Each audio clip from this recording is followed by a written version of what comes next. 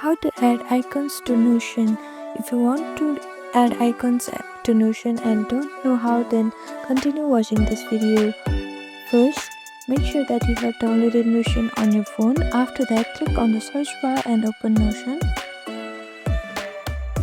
After you open Notion, make sure that you have logged into your account. After you log into your account, you can see this home page. After that, simply create a new project. Now, if you create a new page, then you'll see something like this. Then if you swipe this screen down, then you can see 3 different options. Here you can see this add icon option. Click on add icon. Now here you can see different emojis. You can also choose icons if you click on this icons option. Here you can choose any icons as you require, or if you want to upload icon, then you can simply click on upload and click on upload an image, or you can also paste a link to an image, then click on next.